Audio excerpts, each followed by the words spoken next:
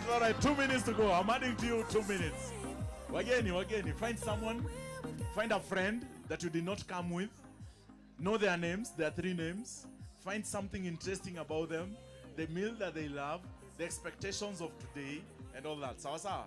Nitauliza niko na zawadi mingi. Haya. Tafuta mgeni, tafuta mtu uje kuja na yeye.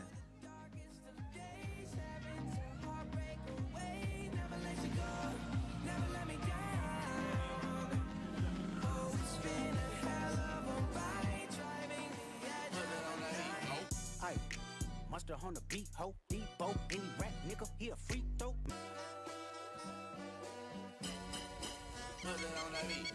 Hey, monster on the beat, ho, Debo, any rap nigga, he a freak though. Man down, call like Amber Lambs, tell him breathe, bro. Nella nigga to the cross, he walk up with these jabroni ass niggas trying to see Compton. The industry can hate me, fuck them all and they mama. How many options you really got? I mean, it's too many options. I'm finna pass on this body, I'm John Stockton. Beat your ass and hide the Bible if God watching. Sometimes you gotta pop out and show niggas. Certified boogeyman, I'm the one that up to score with him. Walking down whole time, I know he got some hoe in him. Pull on him, extort shit, bully the flow on him. Say Drake, I hear you like I'm young. You better not ever go to cell block 1. To any bitch that talk to him and they in love, just make sure you hide your little sister from him. They tell me Chubb's the only one that get your hand-me-downs. And party at the party playing with his nose now. And Baka got a weird case, why is he around? Certified lover boys, certified pedophiles. Wop. That fuck em up. Wop. I'ma do my stuff. Why you trolling like a bitch? Ain't you tired? Trying to strike a chord and it's probably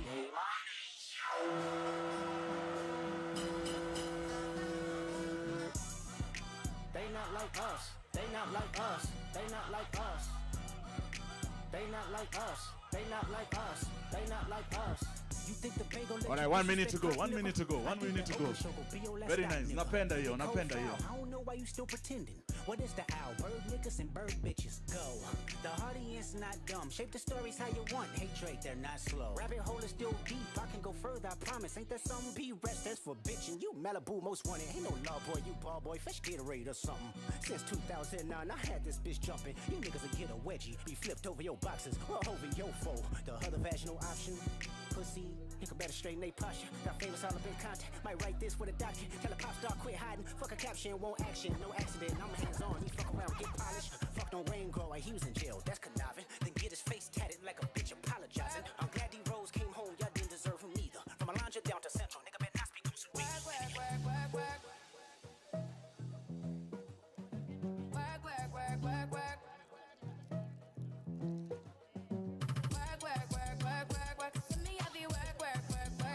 You see me do me that.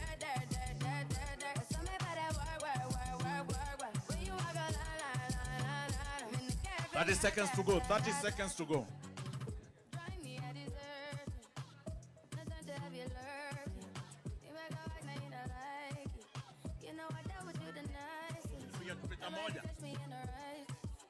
Nobody text me in a crisis. I believed all of your dreams are duration.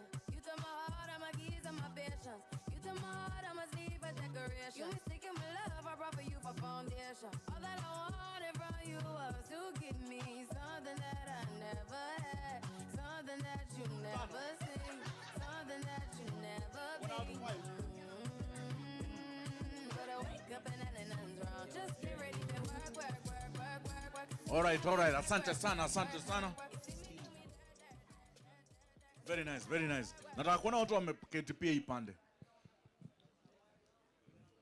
Alex, nivunjie hiyo jeshi. Haya sawa. Jeshi nyingine kuja pande hii. Hello. Wenye tuko huku tunaweza songa huku kindly. Wenye tuko huko mwisho hadi wanamwagika nje ya tent, kindly please come to this other side so we can balance. Kama tunaweza balance, wenye wanaandika numbers tunajua ni funky, mnaweza songa hivi nyuma kidogo. Tutawapatia plenty of time to do that. The gentleman in a coat, please. Very nice. Asante sana. Asante. Jipigieni makofi kwanza. Jipigieni makofi kwa kufika hapa. I tell your neighbor thank you for coming. Thank you for being here.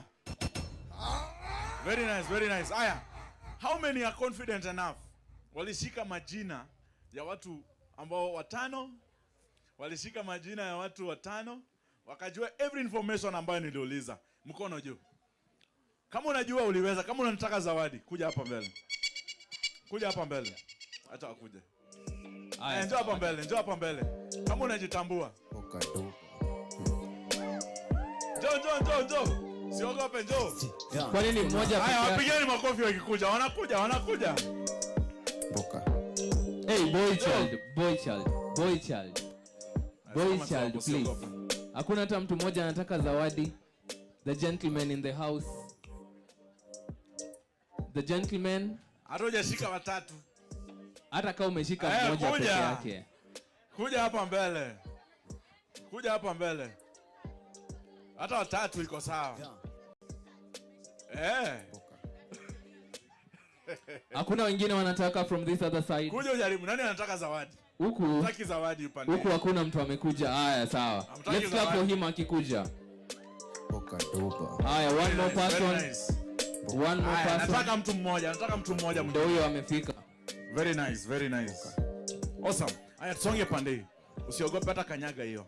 Usiogope. Hii ni carpet yako. Kanyaga. Haya, songa pande hii. Alright, very nice. Here comes the challenge. Nataka upatie mic. Haya, tunataka tuanze na nani? Tunaanza na nani? Tuanze na nani? Ladies first ama gentlemen before. Unataka kuanza wa kwanza? Amejitolea. Wewe mpigeni makofi. Alright. If you are in the audience, afu sikia amesema uongo. Shout tu uongo. Sawa? Kama nakudanganyishia useme ni uongo. Haya. Saseni. Poa sana. Naitwa Mary Mutinda from Dandora Secondary School. And wapi makofi ya Dandora jamani? Very nice. Mbona nimekuja hapa nimeletwa tu sijui, but according to Kenya nimesoma hapo, it's about like human rights and about something like women. My expectation here is to learn something new that maybe will benefit me in the future or according to my interests. Awesome, very nice. Mpigeni makofi. I have met new friends there. To start with, Maureen Duku, her expectation here is also like mine. She came to learn something interesting and something new. My other friend there, Patricia Wanjiru. She came here also to learn something new, and her favorite hobby or food, fries. She likes fries. My other friend there, Mulwa. Lilian Mulwa. Awesome. Lilian Mulwa.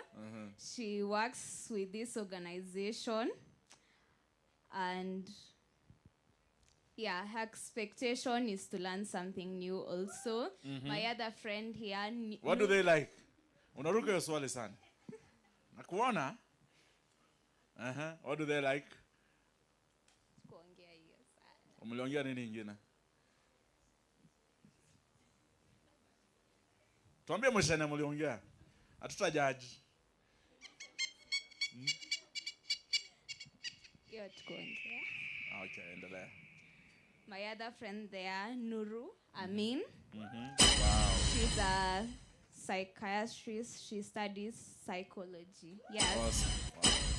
She deals with the reproductive health. And her favorite hobby is she likes art.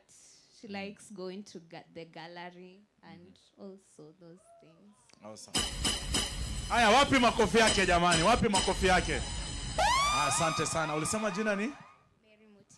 Mary Mutinda. Yes. Thank you so much. Wapi makofi ya Mutinda tena? Ingine hapo mbele. Bridget and also Mary Wanjiru. Yeah. Hey, uko form? Form 3. Form 3. You are the brightest in your class. Haya, asante sana. Patiana mic. Asimama tu hapo. Haya, twende basi. Ni ajeni. Poa sana. Uko poa? Tuko fiti. Kitu nimefanya kwanza ni kuja hapa. Ni penye napenda art sana. Sasa mambo hapa ni kwa art. Tumemeet wase kadhaa hapa, si wengi but kadhaa. Angalau nimeinteract, ndio. Wako? Naitwa Collins. Wa kwanza nimemeet Eric. Huyo anaitwa Eric, Najua Kongo unamjua, umejua sasa, si ndio? Anapenda kuku. Eric ni kweli. Very nice. Na pia anapenda mambo na art. Anapenda art. Eric confirm? Confirm? Very nice. Rafiki yake hapo tena. Anaitwa Mongai. Anapenda pilau. Mungari confirm? Iko sawa? Na pia ameniambia anapenda kuchora na art. Very nice. Very nice. Mary. Lakini hajaniambia kitu anapenda. Hebu muulize sahi. Muulize sahi. Mary, mambo. Muulize pole pole, tutaki kusikia.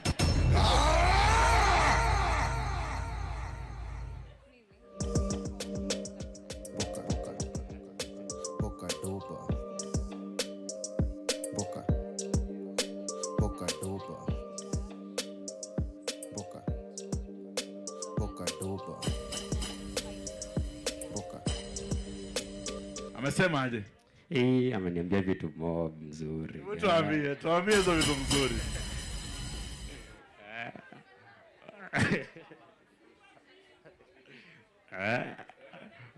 Kwanza ameniambia anapenda kuinteract, kati naweza interact na yeye. Ni ukweli Mary? Very nice, very nice. Na pia anapenda kusikiliza doba. Funny being, tuko na test moja ya doba na yeye. Haya. Doba gani hiyo? Ni msee wa trap, hip hop na R&Bs. Ni kweli? Very nice. Sinifikisha hapo nisimaliziane time mama. Wapi makofi yake jamani? Asante sana. Umesema jina unaitwa nani? Mimi naitwa Kolo. Kolo, wewe msanii? Mbona unashika hivi mic? Unaimba rap? Spoken word. Unaweza tuchafua na moja? Tuchafue. Ndio hiyo sasa. Twende basi. Chukua stage. Hivi. Acha niseme best yangu sawa? Awesome. A good friend yule atakuja to the table of opportunities. Sio mbugi itakudiscuss kama example ukifall apart. A good friend yule atakuwa hapo kuansa all your calls, kukudungia menje na kukujulia hali yako. Hero kuwa na that one friend mwenye atakumiss ukidedi kuliko mbugi itakuja kwenyu kama road trip after umededi. Wakipiga sherehe wakibeshinia tako kwa matanga yako. Shukran. Wapi makofi ya msanii jamani? Thank you so much. Sasa ni? Poa sana. Naitwa Clear. Hapa nimeletwa tu ni mambo yaenda. Nikakam. But na expect nita learn more things. Sijui more about art but leo I hope nita learn. Okay, nimejua marafiki si wengi sana. Lakini at least wa kwanza alikuwa Alan anapenda chapo. Alan ni ukweli? Very nice. Tuendelee. Kuna Eugene. Eugene anapenda tu kila kitu. Bora amekula, ameshiba. Hadi misumari. Bora ameshiba. Kuna Enoch. Anapenda nyama, type of meat. Kuna gunyororo, kitu kayo. Anapenda nini? Gunyororo ni nini? Ako wapi Alan? Alan ni ukweli? Just go Gina, but it's a type of meat. Type of meat? Yeah. Very nice. Tuendelee. Nani mwingine? Kuna Martin. Ako wapi Martin? Nice. Ataniambia Kenya anapenda kula, but ameniambia shule yenye ametoka, more about their school, yeah. Very nice. Wapi makofi yake? Tukumbushe jina tena? Claire. Wapi makofi ya Claire jamani? Very nice. Mko poa? Tuko fiti. Kwa majina ni Brian Muo. Mi upenda napenda martial arts. Wa karate hivi. That's what brought me here personally. Nimemeet Dylan, anapenda Flash. I think hiyo ni German. So yeah, anapenda meat. I think that's what she was trying to say. Kuna Enoch anapenda music. Then kuna alikuwa anaitwa Atieno, miss nimepatana naye anaitwa Atieno, akanichapia, alikuwa anakuja kujua more about art. That's all from me, thank you. Awesome. Wapi makofi yake jamani? Haya, wameweza hawajaweza? Wameweza hawajaweza? Haya, wapewe nini? Wapewe nini? Zawadi gani? Nani anasema wapewe pesa? Na utagawiwa hata shilingi. Wangapi wanasema wapewe t-shirt? Wangapi wanasema wapewe kofia? Wangapi wanasema wapewe chupa? Ni hawa wataamua sasa. Mnataka nini? Amua kenye unataka. Aenda pale okota kitu moja. Wapi makofi yao jamani? Okota kitu moja ukienda nayo. Usichukue mbili. Very nice, very nice, very nice. All right. Friends and colleagues, and also everyone present here, and also the students, karibuni sana. This is the SRHR space. This is the sexual reproductive health and rights space. This is where we are discussing matters to do with reproductive health, and we are going to have fun games. We are going to have fun discussions. We are going to have different engaging activities, from coloring to drawing to painting and all that is involving SRHR. And I've heard people are easy saying, nimeona kuna jamaa martial art hapo. Amesema, so probably if you can teach us a few things how to kick here and there, tuta appreciate. Kuna watu wanatukaba kwa sana usiku, and we want to work at night. So huyo kijana wa martial art, I hope utatupatia hapa a bit of class, master class. Tuko na train hapa. Ya kushika watu usiku, because so it's not nice. Security is safe. Security is safe. Pigieni jamaa martial art makofi jo. Very nice. So and everyone who was here. Awesome. So now at this time I want us all to rise up. Nataka tucheze kidogo, si ndio? Hapo napenda kudance. So sasa nataka niwaitie mwanafunzi ambaye one of my students when nimewafunza kudance. I've told them how to dance. Mark. Usinione hivi, useme siwezi funzana kudance. I can decide to throw you under the bus today. And decide, niambie DJ, fanya hivi DJ. Just give me anything. We are not doing that here. Patia Mark ngoma. Si amesema amefundishana. Let's try and see before we invite the next person. Wacha nimsamee. DJ. Na dance kimoyo. Amwezi elewa. Na dance kimoyo. Ama ni juu, because it's art, we also give other people the chance to come to stage and showcase their art. Exactly. And also I'm hungry. Sisi dance nikiwa njaa. Mark is a lawyer, so probably every other thing. After 2 minutes alikuwa ananiuliza kwani hatuendi health break. For real, bro? Si mimi nilikuwa nauliza ni minyoo. Si mimi. We agree. Not me. Yes. No matter what you go through in life, that's a Luya proverb. Make sure you eat. Eat fast, right? Exactly. At this time I want us to invite the amazing, the awesome dancer. Incredible. By the name? One of the baddest across East and Central Africa. I was having this conversation with this person, akaniambia, leo mtakuwa na an interesting dance session. Wale wanaendanga zumba wako wapi? Hey. Wale wenye wanaendanga mapanga le, hey. Wa mapanga le ni wengi. Wale wa rumba, Haya. Acha niulize. Wale wa R&B, he. Acha niulize hivi. Kwa wanafunzi, nani anapenda mapanga le? Who is a dancer hapo? Haya, njoo. Nataka dancer mmoja akuja hapa. Haya, dancer wetu, njoo basi. Haya, pigieni makofi Fauzia akikuja. And also, do you cost to invite someone else? Bado pia, The other person, hatutaki Fauzia kae peke yake hapa, si ndio? It's about having fun because you have added one more student. Please clap for Papa pia akiingia. Makofi. Kuja ndio usimame hapa. They are all my students. So anyone you see, Kawange dha. just understand. Very nice. Mapanga le.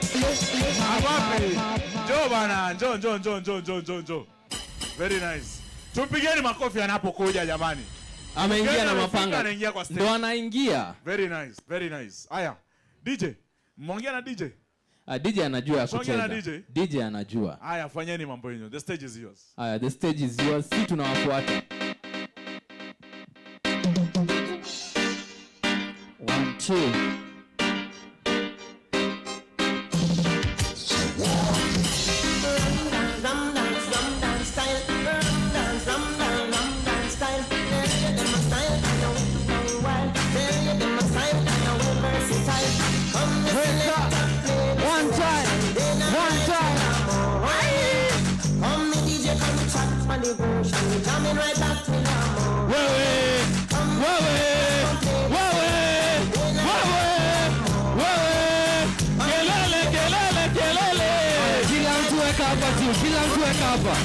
Kila mtu one time siwaoni kila mtu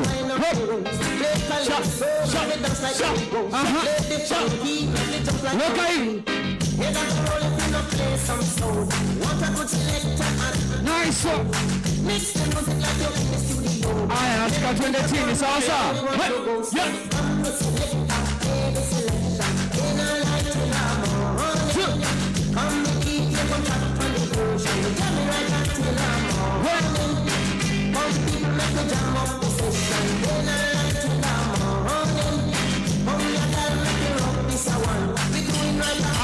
hapa kila mtu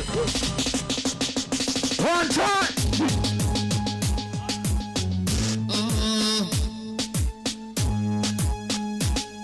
aya najua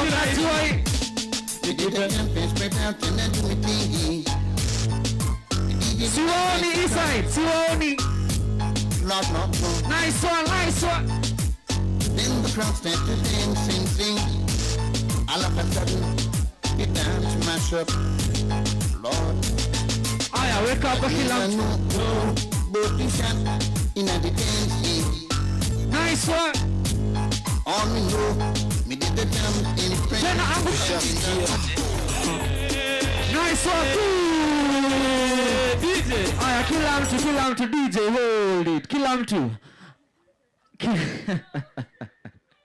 kila mtu tulisema itabamba hadi uko nyuma inabamba ibambi hadi uko nyuma kama inabamba piga kelele aya kila mtu nipe hapa kila mtu Mr DJ release kila mtu one time you are done energy one nice one Tushaskia kikingia ni kuplata Ukonga bado unachukua madansi Anguka nao itabaki meflo na vibe Anguka nao kwa singo Taki mdaki singeja patikani Hadi late night saa sita ndo tani Nikupini location alikofana na hii Sukate call Mina jua utakuwa Irizo riris Acha ni kushow kwanza form ya Nishashika mpua Na twende chini kwa chini Akiwa hadi na mini Aya kila mtu nishikia hapa kitu nishikia hapa Peka video nishikia hapa Pale NGC Jina ni Anguka nao Hey 1 2 Anguka nao twende down low now Stand up to your feet mikono jua Nice Uliza pesa lafu One time Let's go Anguka nao Tunaenda hadi chini let's go Anguka nao One time leo ni kufinish kumalo Najua kwenye mnangoja DJ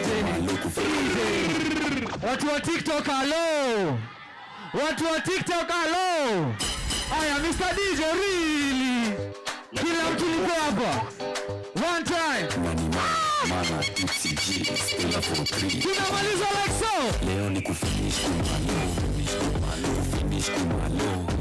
Leo ni kufinish kumalo kumalo kufinish kumalo kufinish kumalo leo ni kufinish kumalo kufinish kumalo leo ni kufinish kila mtu lipe hapa juu kila mtu wacha my hands your waist my hands awe unani kuna wacha wapa kuna soma my lips aha zinafanya unani kuna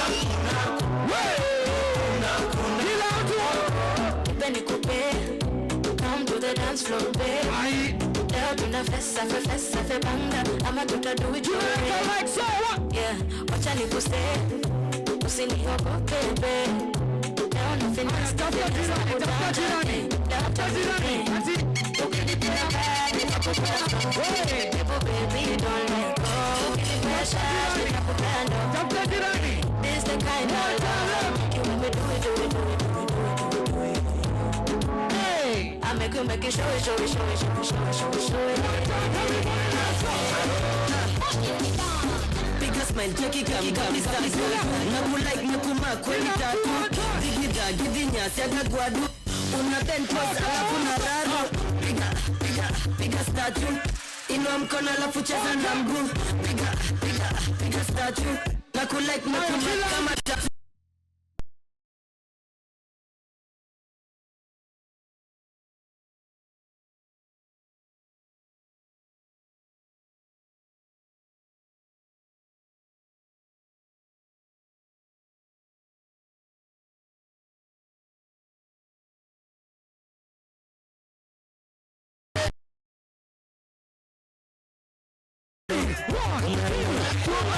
chocolate ni fine melanin bana toka nikapate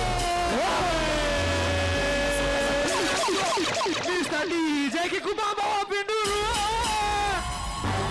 Mr. DJ when you're ready aya kila mtu lipe hapa aha kama unajua hivi black chocolate ni fine melanin bana toka nikapate anapenda napenda toto chupa nono tena wema pewa tako kwangu ni clean so butafagia kwako ni nje ndogo juu takula kushoto usitake kuona na my version nilijam nikasample mali yako manzi yako na mpango wako wa kando hiyo sana tunakusengenya ni last girl manzi yako shanipenda mtoto wa nyumbani toto la home Kenya ngom kanapenda ganji shilinda bad bitch party vibe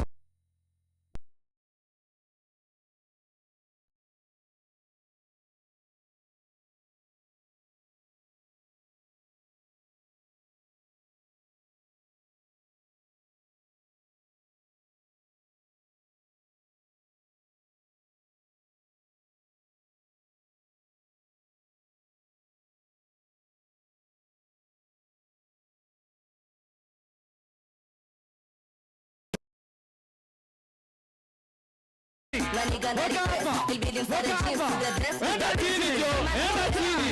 One time, one, two, nasi nini?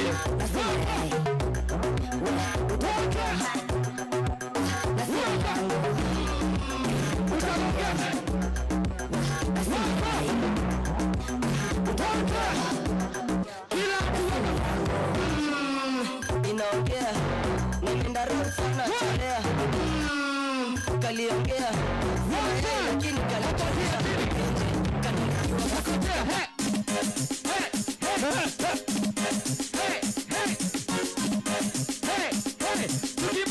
Tukimalizia kila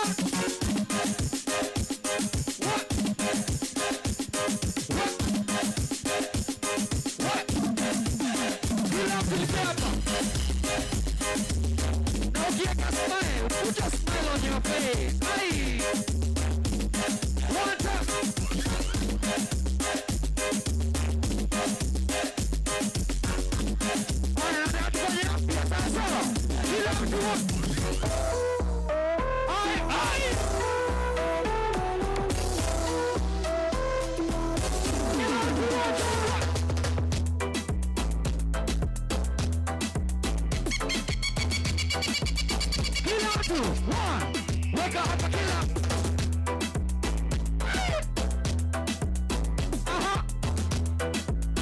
Hey!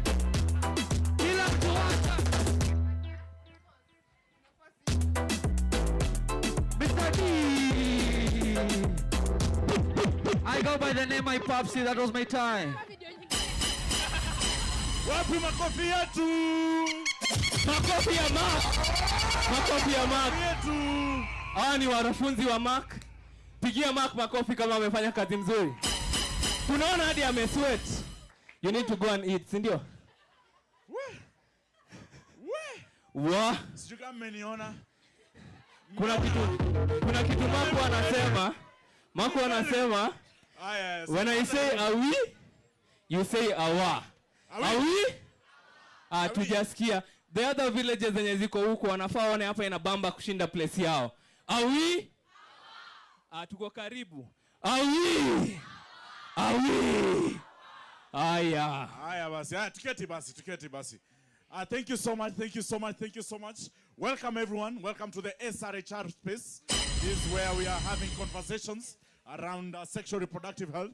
So because of time, I want to ask wale wako na simu. Najua wanafunzi hamna simu. Kwa wale wako na simu, please we are online as well. We are doing this online as well. We are letting people know we are here, and we must make sure that we are letting them know in the right way. Sindio? Au vipi? Wale wako Twitter, please use the hashtags below. That is bitsna SRHR. Bitsna SRHR. Nataka mtoe simu. Sioni watu na simu. Nataka mtoe simu. Kama uko na simu toa. Aya, kama uko na simu toa. I want to see you. Ukishatoa simu yako inua juu. Nataka kuiona. I want to see it. I want to see your phones. Aya, very nice. Aya, open your cameras. Kwa simu. Open your cameras. Aya, nataka upige jirani picha. Piga jirani picha. Piga jirani picha. Aya, take a selfie. Take a selfie with the person on your left and the person in your right.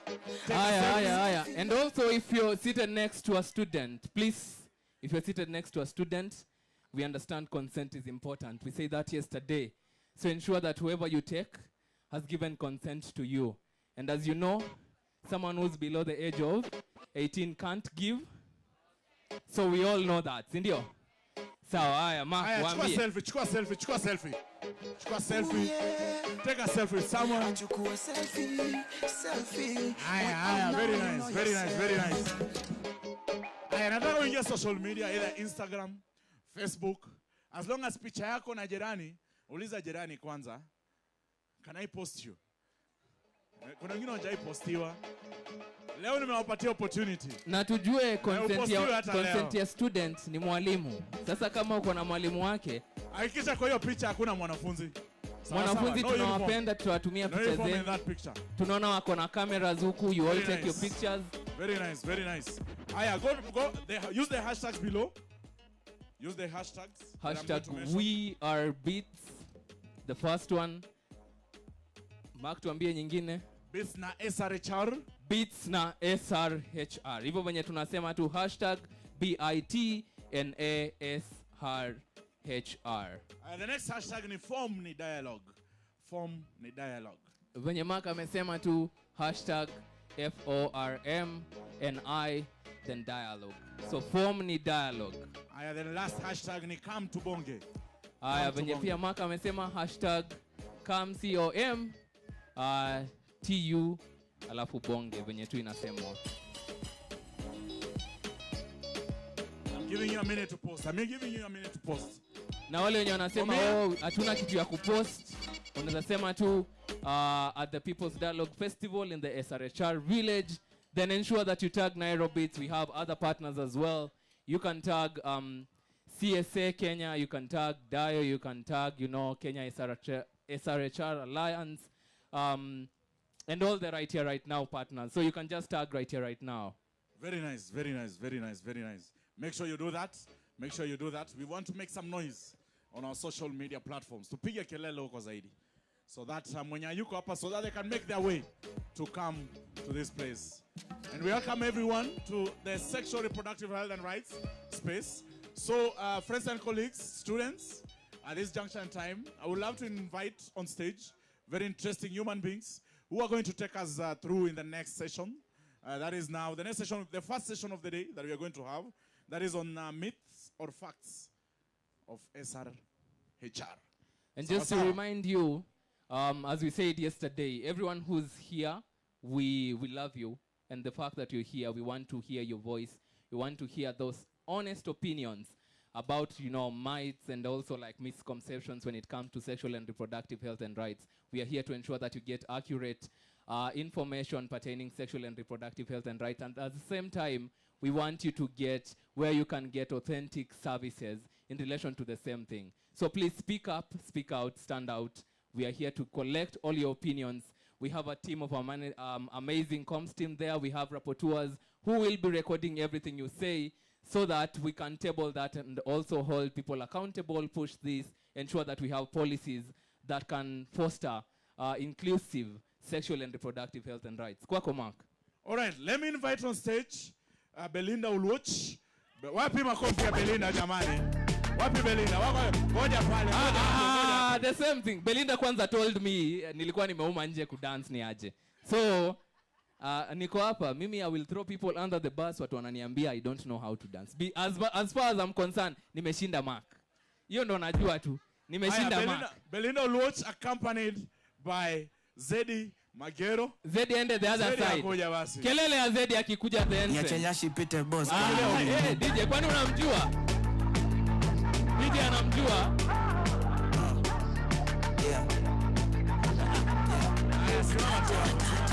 Niachenyashi Peter Boss kwani mimi nogo.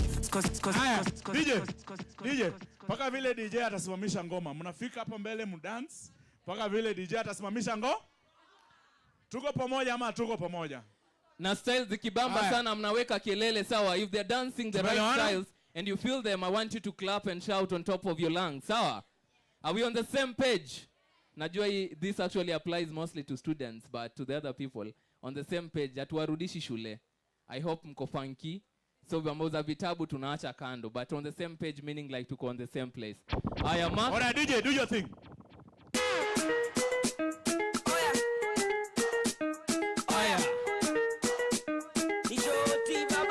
Wajanza kuklap na maisha ijashika. Hini dance ya kanisa. Oyoyo. Bado. Hini dance ya kanisa. Dance ya kanisa. Dance ya kanisa. Zedi. Dance ya kanisa. Zedi. Dance ya kanisa. Zedi. Bella. Zedi. Boy wa kanisa. Zedi. Na nimeka mkutaji. Bado. Dance ya kanisa. DJ kidogo. DJ. Wamewabamba. Watu wanasema kitu wanataka, whatever you want is whatever we give you. Sindio? Sindio? There's nothing for the youth without the youth. Sindio? Ndio hii tunasema hapa. Warudie, sindio? Kama unataka warudie, if you want them to repeat because they didn't dance as well as you know them, piga kelele. Haya, warudi. DJ chagua ngoma ingine inabamba. For 1 minute. Aya, wanasema ni the same song but wada dance poa. Aya, DJ tupe. Aya, sawa. Twende basi. Aya, cheza ngoma DJ. Twende kazi. Manongoli nyasembo. Utuyo magasembo chiegni. Ngado vidia na kir na kopio. Awendo. Wendo kekos, wendo teriebo. Ya nyasembo. Kofi nyasembo. Mungu nyasembo. Erneno nyasembo.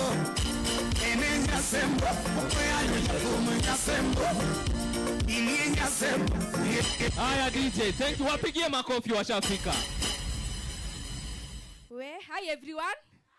Mko fiti? Mko poa? Msicheze na mimi. Amnijui, si ndo? Jina yangu ya ID ni Belinda, but ukitafuta Belinda utapata. So, my name is Bella Oluot. Sawa sawa? Sawa sawa? Na mimi si boingi. So, msianze kunibo leo. Yes? Sawa sawa? I work in this space. We work here, and we have fun. And Leo, I want us to have what? Stacharians high. Hey, Stacharians high. Eh? I was in St. G, that's why. Yes, used to love Stacharians. Dandora High School high. Hi. Wazazi hello. Wazazi hello. Tunawajua kwa tu hivyo. So today I want us to have nani anajiamini? Mimi niko na do. Niko na do, niko na gifts na you never know. You can win a trip to Bahamas. You can. Nimesema you can win a trip to Bahamas. So I want 2 students, male or female or any other gender. Makofi kwake. Wanawake. Wanawake. Another student.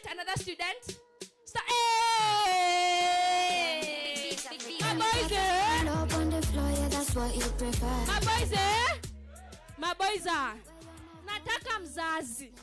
Any parent or anybody who identifies as a parent?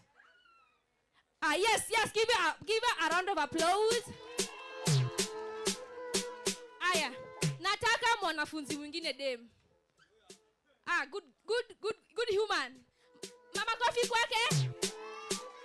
Aya, another male student. My boy, eh? My boy. Mina chaguanga by the way. My boy, eh? Any other student who want another parent, another visitor who is not black, another visitor who is not black. They know themselves. Another visitor. Give them a round of applause from the back. Yes, one of you. Yes.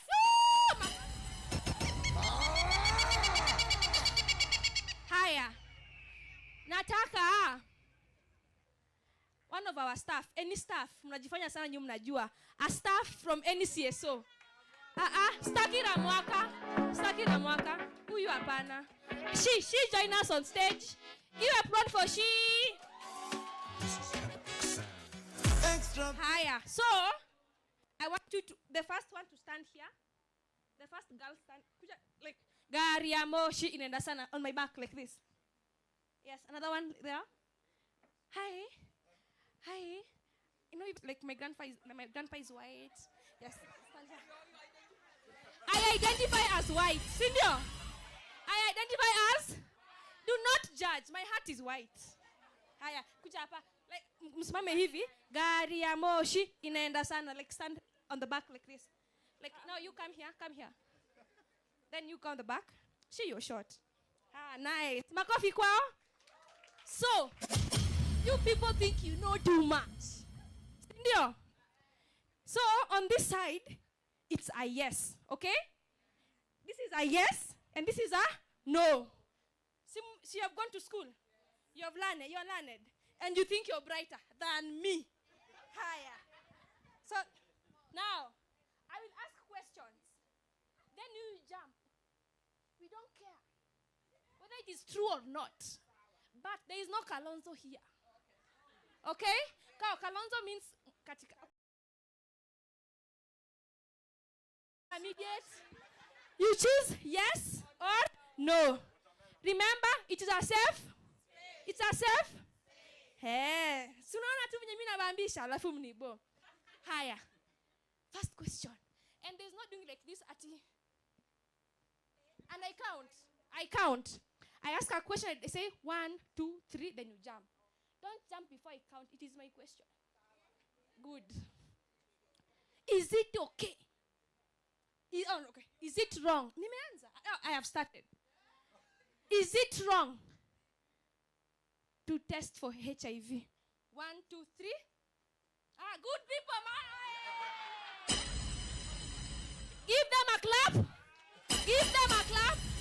Higher. The question is it wrong to test for HIV? You said? Yes, it's wrong. Sindio? Si wewe ni Stacherian. No. Very bright men. We repeat, si ndio? Sawa. Okay. Do this. Songa mbele kabisa. Come in front. Don't worry, Stacherian. I got you. Move in front. In front. Again in front. I want him to have a good space. So I repeat. This is. Yes. Wait, don't say no. This is. Yes. This is. No. There is no Kalonzo. Sawa. Everybody who has HIV had sex. Yes or no? 1, 2, 3. Hey, clap for them. So that means you can get HIV and si lazima ikuwe sex peke yake, si ndio? Anybody, anytime, accident, through birth, si ndio? Come back. You think you're bright. You're not.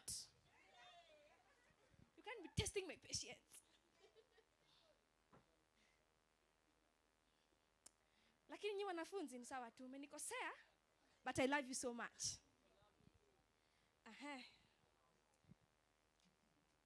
If every woman who died last year in Kenya from femicide was killed in a BNB, yes or no? Wewe kwanza unangoja wewe. You're waiting. No, you're waiting. No, you're waiting. No waiting.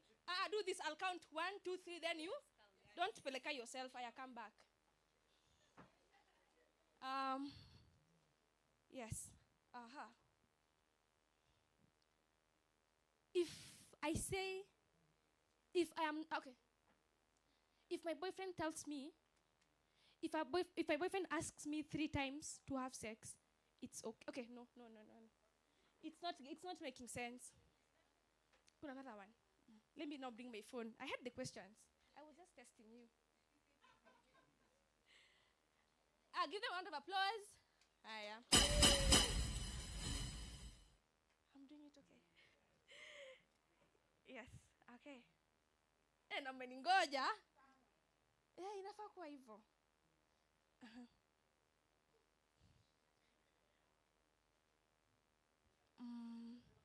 When a person decides to identify differently, it's a sin. 1, 2, 3, jump. Good boy. Clap for him. Hey, I was waiting for you. So, yes. You've understood the question and you've jumped. Oh, interesting. Stacherian. So the question was, if somebody decides to identify differently, is it a sin? Is it a sin? But for him, he has said, yes, it's a sin. White people. White people. Yes, but anybody is free to identify on how it is okay. Sawa. I come back. We should not talk about sex to students. Rudy. We should not talk about sex to students. 1, 2, 3. Hey, no. So the question was, no. Go back. Your head.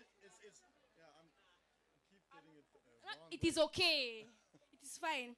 Is it okay to talk about sex to students? Why? Tell us, you students. Because you are? I want you to say it with your mouth. Because you're headed there too. We are already doing. Thank you, good people. Relax. 1, you've said you're headed there. 2 is you're ready. 3.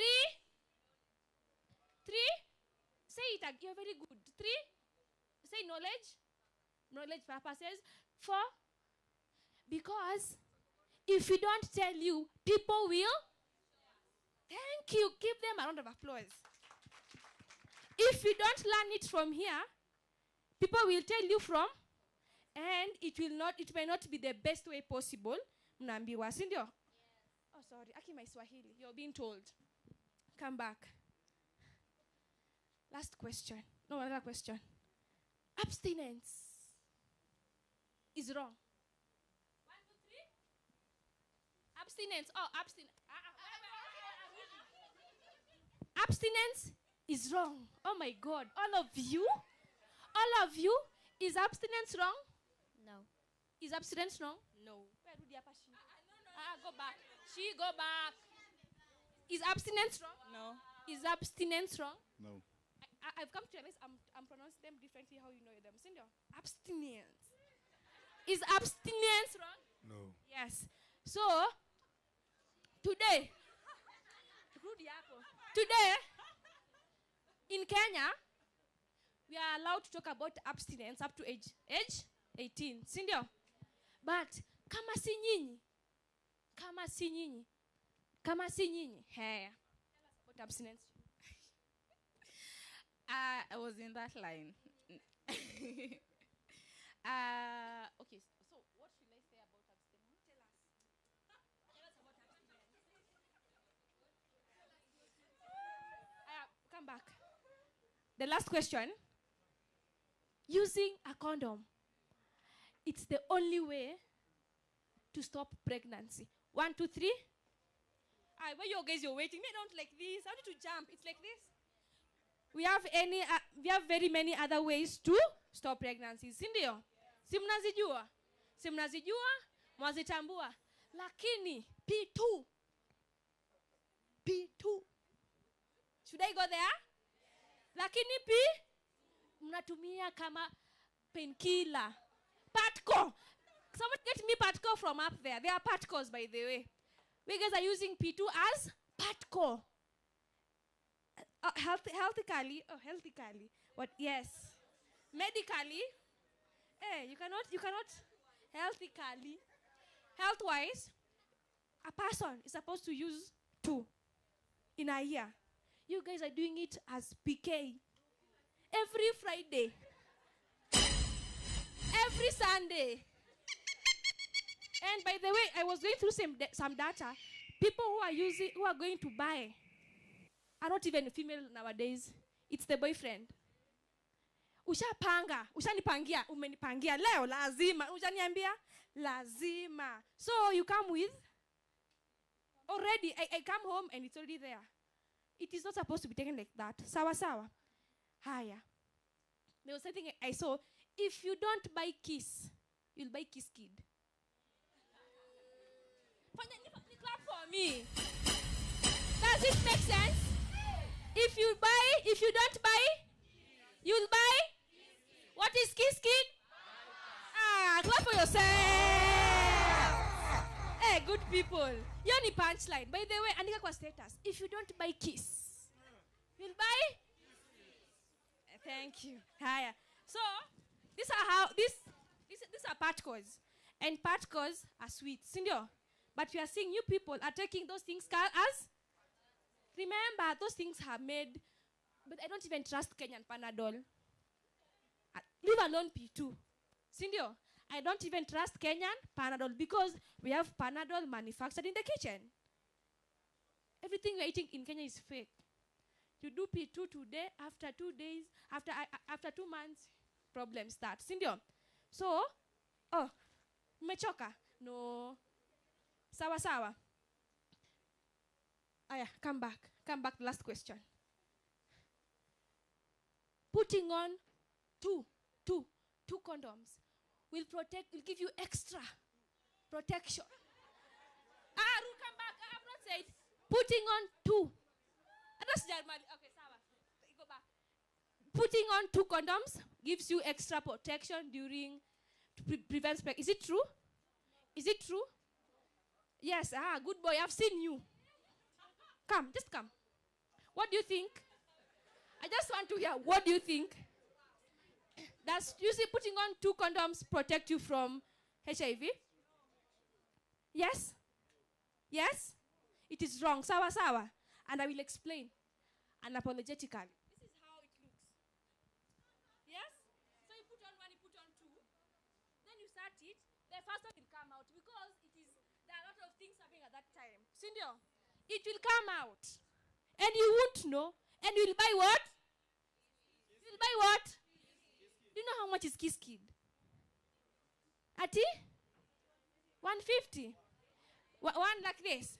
And imagine you are not employed, you are a student, hauna hata pocket money, unakuja pa funky, hata uwezi vibe de mwadi juu, kuna mahali ulimess December.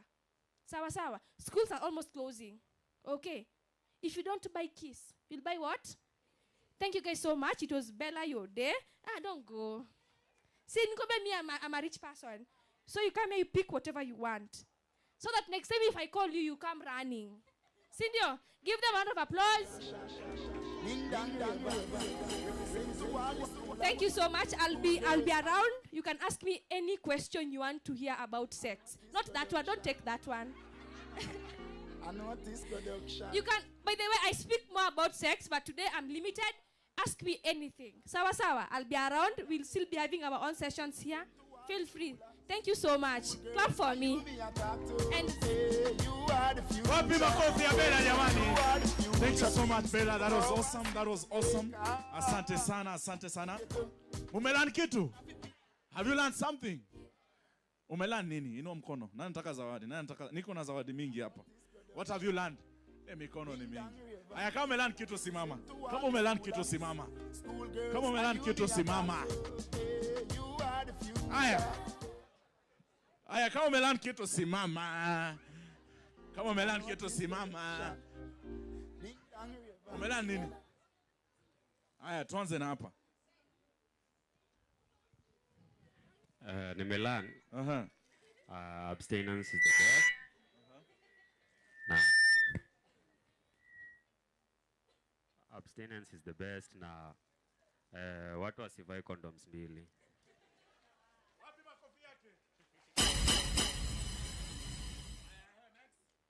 I've learned that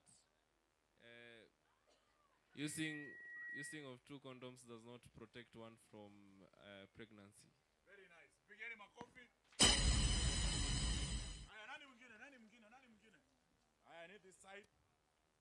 Hi everyone. I've learned that talking about sex is not bad. In fact, it's a way of making us knowledgeable about sex. Very nice. Wapi makofi yake?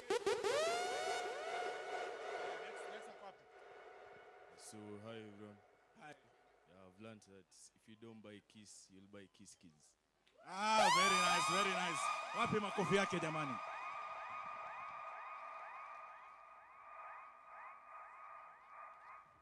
Aya, tuambie unajifunza nini hapa?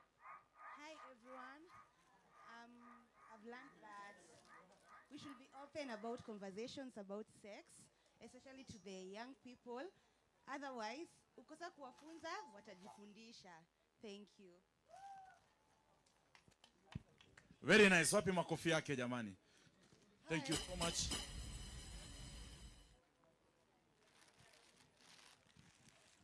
Hi. Hi. So for me, what stood out for me is the punchline: if you don't buy Kiss, you'll have to buy Kiss Kids. Woo! Wapi makofi yake jamani? Aya. Awesome. Very nice, very nice, very nice. So now, thank you so much. Thank you so much. While we're in the next session, please prepare.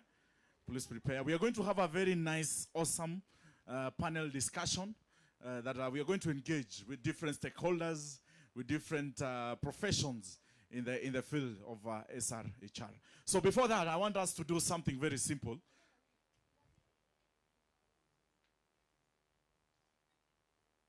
Very nice, very nice, very nice, yes. So now, I want her to do something. I want us to give her an opportunity to do something. And after that, sawa sawa, utawambia nini next. So hi everyone. My name is Cheryl Cosmas, and I wanted to share something on abstinence. I watched the topic in a certain podcast that I usually watch, and I've had one of you say that abstinence is the best, but mine is just to educate you on what you're really calling abstinence. You see, if you say that you're going to abstain from sex and you decide to be a celibate and stuff, you need to know that how really are you going to encounter such challenges as lust. We are all teenagers in here. So even if you're saying that I will be a celibate and I won't engage in sex, you should know how really you're going to make sure you keep up with the same track, and how in coordination with mentors, with God, you're going to be on track. Don't engage in watching such things like pornography, masturbation, name them, all of them. So if you've made a decision of being a celibate or abstaining from sex, you should like pray a lot and have mentors, because as teenagers obviously you'll be attracted to the opposite genders, and also to the adults in here, you have boyfriends.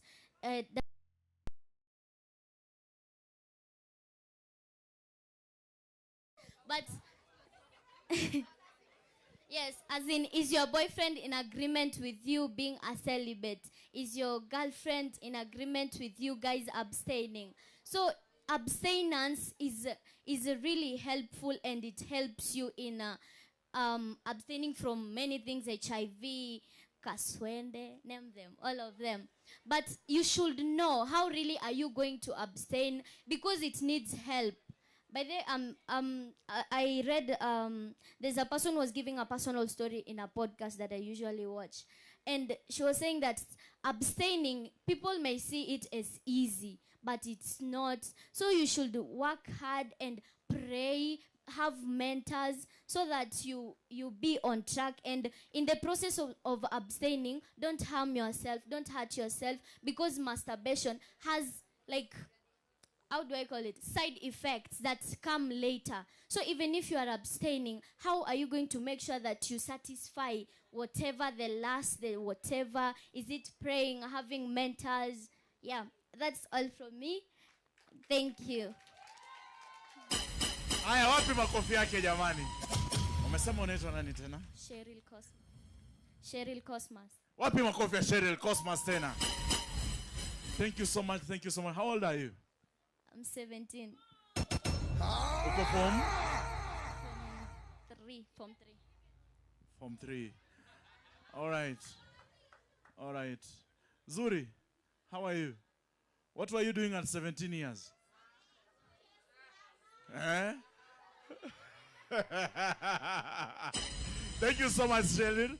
Thank you so much. Okota kitu unataka pale. Okota mbili. Collect 2 gifts. That was so nice. That was so awesome. What is the name of the school again? M-Pesa Foundation. Wapi makofi ya M-Pesa Foundation, jamani. Thank you so much. Thank you so much. Thank you so much to the teachers and the institution for doing an amazing job by teaching them such kind of education. Asanteni sana. So now, before I invite Ramwaka, who's the moderator of the next session, I want us to do something very simple. Kutoka hapa mwisho. Kutoka hapa mwisho. Paka. Elaine, mnaona kwa nimepoint? Kutoka mwisho paka hapa. Mmeniona, si ndio? Bas, nyinyi mko pande hii. Kutoka kwako. Paka hapa, Elaine, kuanzia kwake. Kwenda mwisho. Mmeona? So you are one group. Sawa sawa? This is one group, that is another group. Sawa? Aya, kutoka kwa huyo, white in white, the beautiful girl in white, kwenda paka mwisho, that is another group. So what we are going to do is very simple. I want us to sing. I love singing. I love singing. Can I sing for you? Can I sing for you? Can I sing for you? Don't judge my voice, please, guys. Do not judge my voice. Nimei feature. I have a very nice voice when I start singing. Sawa sawa. So now, hii wimbo ni nyinyi mtanisaidia kuimba. Mmesema sauti yangu ni mbaya. But I'm going to ask you to help me sing this song. Sawa sawa. So now, on this side, group A, group A, aya group 2A, group 2A, aya group 3A, group 3A. Mjakula lunch. Sauti zimeenda wapi? Aya, sawa. Group 1, what you're going to do is very simple. Sema 2. 2. 2. 2. 2. 2. 2. 2. 2. 2. 2. Thank you. Kumbuka hiyo. Hii pande hapa, hii group ya pili. Sema tu mtu. Tu mtu. Tu mtu. Sisiki sauti. Tu mtu. To whom to? Aya, hii pande. To whom does it belong to? Siwasikii jamani. To whom does it belong to? To whom does it belong to? Aya, sawa. Aya, hii pande tuanze. Tuanze tu. Sauti. Sauti. To whom to? To whom to? To whom to? To whom to? To whom to? Sauti. To whom to? Sauti. Nyuma huko. Sauti. Sauti. Sauti. Swaski. To whom does it belong to?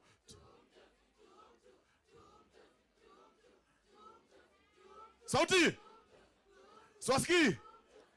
Aya, tuweke rhythm. Twende. Aya, clap. Twende. Sauti, sisikie hapa. Aha. Aha. Sauti pande hizi sikii.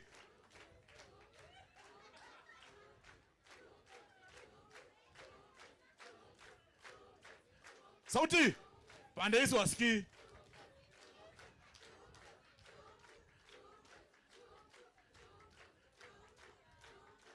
Aya, hold up. Jipigeni makofi. Kumbe mnaweza imba. So now at this junction time, I want us to invite Ramwaka, Dr. Ramwaka Nyadzua, Dr. Ranyam. Hey.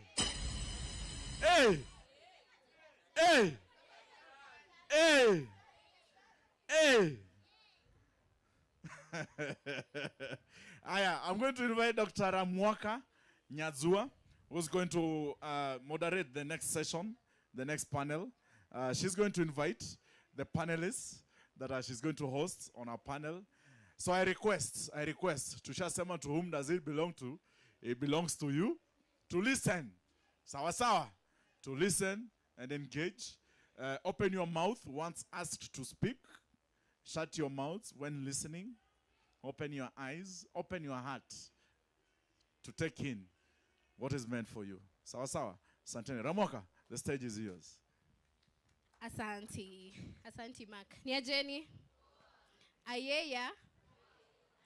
Amjui huyo. Elena Zeka. Ayeya. So my name is Ramwaka. I'm a doctor by profession. And I would want to invite, I'll be moderating the next session. Session yangu inabamba, acha niwaambie kama Bella. Inabamba, sawa? So, nataka invite my panelists. I will start with Mary Gishuki, who's an advocate for youth leadership and governance. Mkipenda mnaweza muita she. Nimesikia kiitwa she. Makofi ya she. Kisha, the next person in Bridget Siante. Gender. DJ cheza kama wewe usiku.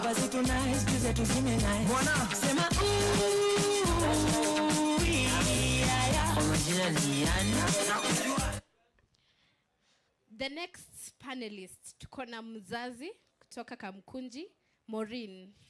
Karibu sana. One time.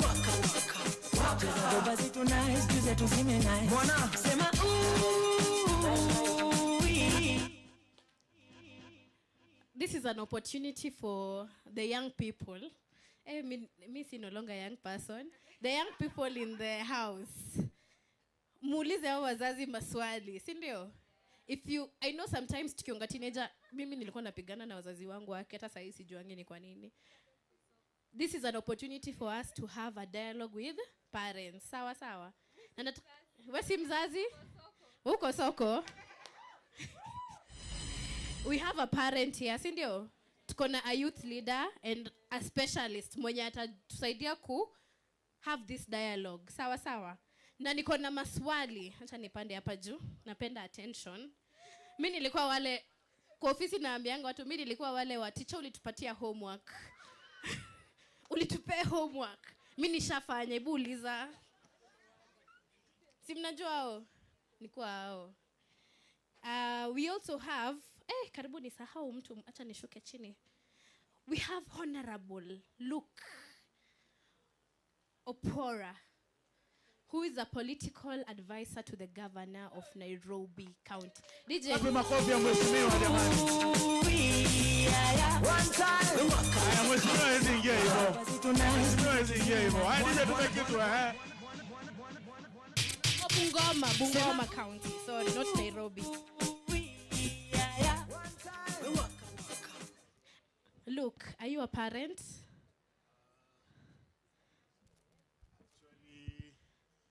Actually, I'm a parent. I became a parent at the age of 22 years old. My firstborn is 13 years old. A teenager. Yeah, I have a teenager. My secondborn is 10 years old. My thirdborn is 5 years old. Yes, I'm a parent. Experience. Umesikia hiyo ifundishwa wangu shule, sawa? So, look, I want you today to wear those two hats. An advisor, someone who's in the policy making space, and I also want to talk as a parent. Sawa sawa.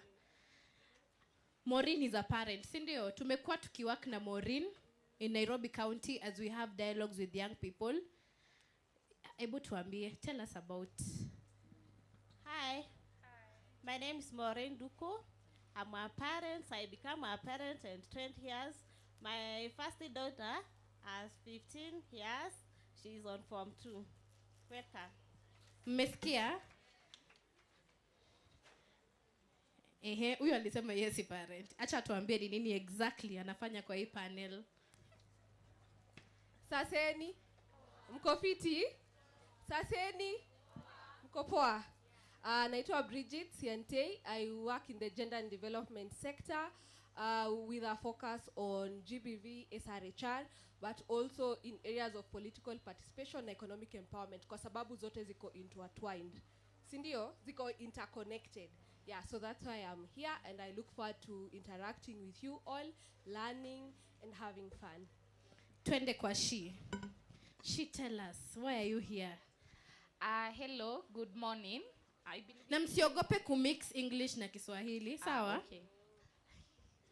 My name is Meru Anjiru, a coordinator at a youth-led movement called Activista. I'm passionate about youth and governance and also policy influencing. And for me, SRHR is so close to my heart. That's why as much as I'm a youth and governance associate, in my work I incorporate SRHR policing. Thank you. And I'm also a parent. Hey, mmesikia? I'm sorry I underestimated you. Nilikuwa naona ni kama tuko the same WhatsApp group. Sasa, I will be calling, nitakuwa nauliza maswali. Na nataka nyinyi, sasa hapa kuna, tutakuwa na place yenye ni kama tuna debate. Watu wangapi hapa wako debate club? Hatari sana, hatari. Sawa sawa. So feel free to ask for the mic. Mark atakuwa anawaletea mic. Sawa Mark? Usikae tu kukula patko. Uko job umesa. So tumesikia maneno ya Gen Z. Sinasikianga ati siku hizi Gen Z ni wajuaji. Mmesikia hiyo maneno? Ati sisi tunajua. Sisi ni wajuaji, sisi ni mang'aa, vitu kama hizo, si ndio? So, my first question, nitataka maybe one parent weigh in. Tutaanza hii ya kwanza nitataka Luke, or two parents. I'd want Luke and Maureen to say something, and then nitasikia kenye our students watasema. Sawa? Is today's open discussion on SRHR empowering young people. Hizi conversations zenye tuko nazo kama yenye tumekuwa hapa tukisema vijana waambiwe story ya SRHR, wajiprotect, story na STI, pregnancy and sex. Ina empower young people ama tu ni stories za jaba? Ama ni stories za uongo? Yeah. Maureen? To my side, I think it's about the youth. For now, the youth we have, they are very dangerous. They have one. Dangerous. Our watoto hawasikii. Like those they are there. Ukiwaambia kitu wanakuignore. But when we're in front of this, we say the truth and the fact. Okay. Thank you. Probably let me start by introducing myself. As I said, my name is Honorable Luko Pora. I served as an MCA in the last term, but currently I'm here courtesy of my party, that is Ford Kenya Party, where I serve as the Secretary for Gender, Culture, Youth and Sports. So I think the discussion on this topic is very sensitive and it's very key. In the aspect, first and foremost, to begin with, I think as a government we are missing our priorities. And the reason why I say that, I don't understand why health is devolved to counties and yet youth is not devolved to counties. I think as a starting point, we as a country, we need to devolve youth to county governments so that policies and regulations can be put in place so that these discussions can start all the way from primary school, secondary school, going to college, because it does not make sense us changing the curriculum of our education system and not looking at issues that affect our young people directly, which can really affect the society and the decisions in the society. So I think these conversations are so much called for. We want to take the organizations that are already taking the space to ensure that our young people are educated in this sexual reproductive health and rights. And I think it's a conversation that needs to go down to mashinani so that it does not just end at the top here, but we get down to the bottom so that our generation can be served. Thank you so much. Young people, kwa maneno machache, our parents and our leader here has mentioned that it's empowering. Anyone who wants to weigh in, unaweza sema moja, mbili? Yes. Mark pale. Mark umelala? Mark. Yes, good morning. Good morning. I'm Douglas, and personally I believe it empowers but not to the fullest, because we have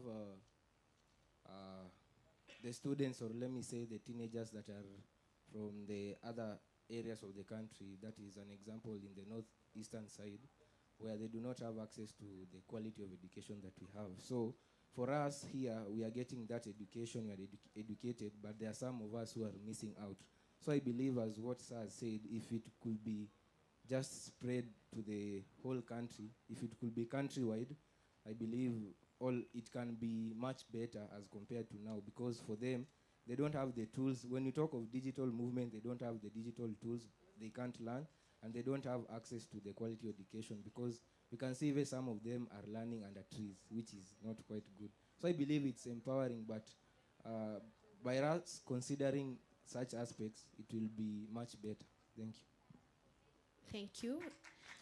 And that is a very powerful conversation. Sindio, this conversation, not all students, si vijana wote wameweza kuaccess, sindio? Wameweza ukijua watu wangapi, if you don't buy Kiss, you'll buy Kiss Kids. How many know that? How many reason like that? Sini few. Thank you so much. Mark.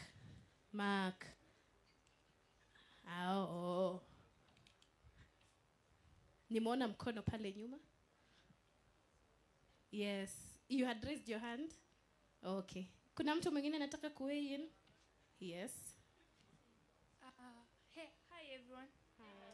My name is Stacy, and I want to say that this session is really empowering, because some parents, I don't know if they are shy or what, but some parents don't teach their children about sex and things that are related to sex. I don't know why. Thank you. Thank you so much. parents, that's a question, Sindio? Maybe I can add something if allowed. Sure. And I want to put in the aspect of the constitution, and it's important the young people to understand their constitution of Kenya 2010. Article 55 of the constitution states clearly that the state shall take measures, including affirmative action, to ensure, number A, the youth access relevant education and training. And when you go down to sub-article D, it says that the youth should be protected from all social and harmful activities. And it is the work of the state to do that. So I want to encourage the young people, understand your rights, know where you're coming from, and as a matter of fact, it's high time during the budget making processes, the young people of this country being involved on issues that will touch their lives directly. Si story ingine ya jaba. Thank you so much. Thank you. Nataka tuende kwa hiyo question hatujasahau. Sawa? Maureen, najua wewe ndio utaianza, sawa? I want us to go to our specialists to weigh in. Yes. And our leader, our youth leader. Okay. I think our parents first. I'm not a parent, but I think our parents are tied by socio-cultural expectations and customs. You see, conversations about sex, ni vitu kwa wazazi wetu, ni vitu foreign. Ni conversations parents don't want to have, and that's how the society imeiweka. Hizo ndio expectations that the society has. But I think I normally say change takes time. So if we continue doing awareness, especially amongst our parents and even in schools, provide comprehensive sex-appropriate information, I think that is going to go a long way into ensuring that our young children have this information. Because like we said when we were having the games, these young people are having sex. These people, the young people, us as young people, even the children are having sex. So it's good that they have that information, but also our parents, continued conversations with our parents, continued conversations with the boys, male engagement. It's really important. Yes, she. Okay. Umekuwa kwa streets. Huyu ni young person by the msimuone hivi. But amekuwa ni raia. Yes. I'm thinking such conversations are empowering, and I'll give myself as a case study. Mi ni demo wa D. Na tukijua tu D, it's an informal settlement. Na tukiangalia a lot of my peers I went to school got children early. Way early hata before they were 18 years.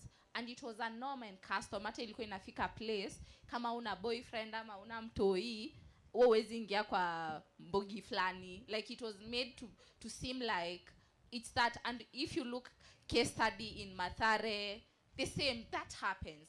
And utapata the parents are failing. And as Bridget has said, it's because of what our culture dictates. Sex is not something you openly talk about in this era. But if we go back to where we are from, like the Kikuyu culture, before you even go to have sex, your grandmothers could talk to you about sex. You could go to dances. But in now the modern era, sex is seen like something so bad to talk about. So me worried not from my school providing appropriate information. As early as class 3, I knew my private parts. We used to sing, these are my private parts, openly. Madam, name by your song. Like for my school, we used to sing. And then also talking about people should not see, should not touch. So as much as, and then being taught what sex is. At school, I knew as early as class 3, mtoto anazaliwa na mama. But nyumbani, nambo mtoto ananunuliwa supermarket. You see, such conversation and such discourse, I'm very grateful that my school took it upon themselves to teach me about. So such informations are very important, very conversant, and very timely.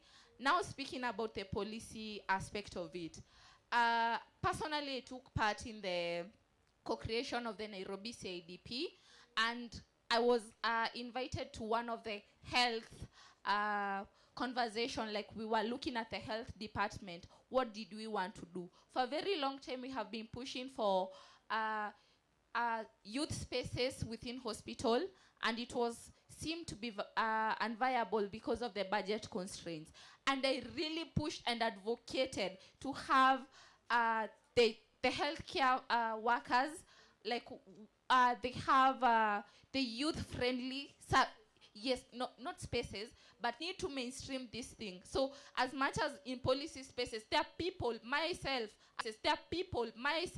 I was there, and they really advocated. So it becomes very difficult when the people who are working in health are not, they don't feel the need, because for them, for such it was like, our vijana wanatakanga, niko like, yes, tunatakanga because it's important and very paramount. Yes, thank you. Thank you, Shi. Wanafunzi, mnaona venye young people wanaongea huku nje, si ndio? This can be you. Ameongea vizuri, si ndio? So, before I come back to you, Maureen, kuna kitu wenye nimesikia, people are talking about access to age-appropriate comprehensive sexuality education. They are talking about mainstreaming youth-friendly services, or nowadays nasikianga kuna kitu inaitwa integrated youth services, ndio? Providing integrated services for young people. Mnajua hiyo ni nini, our students? Do you know what that is? Ama ni waambie kidogo kwanza kabla tuendelee, ndio msibake nyuma, si ndio?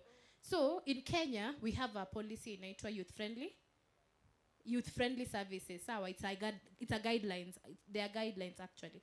Na kama ni kama constitutions tunajua ndio ile kubwa.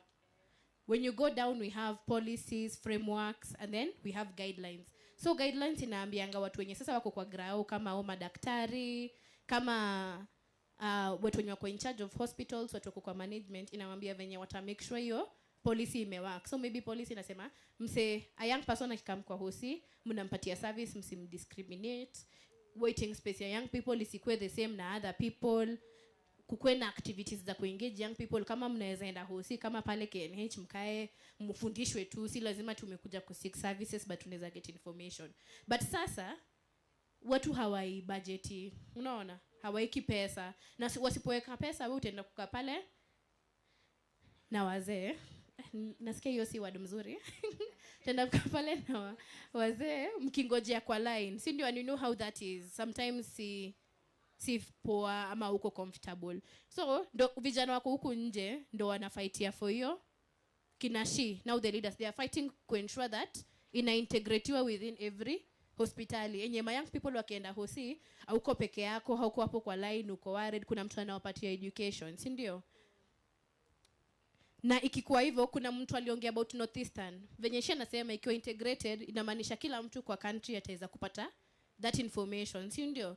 Alafu CSE mnajua haiko ama mnafanyanga life skills siku hizi? Mnafanyanga?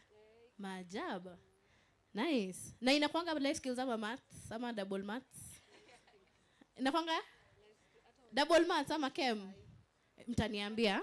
So I want to go back to my parent. Kuna swali liulizwa pale, mbona mtakangi kuongea mambo ya sex ama kufundisha?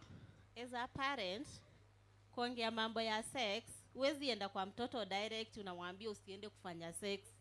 You go there with advice. Unamwanzia huko mbali, unamwambia what the sex means, the effects of kifanya sex, chenye ita happen. Hivyo tu, unamwambia akifanya the hard sex, vitu kama magonjwa itampata, either will become a holy mother. As a parent, unaenda kwa mtoto tu unamwambia this is bad, you wait. Sex hakuna mali inaenda, so you have to wait. For now, the life yenye tuko saa hii, it is very tough. So watoto, you have to wait until your time. Thank you. Maureen, acha nikuulize. Mimi swali nilikuwa nauliza, when is our time? Unasoma kwanza, unamaliza shule, and if you have to have sex, unatumia kiss.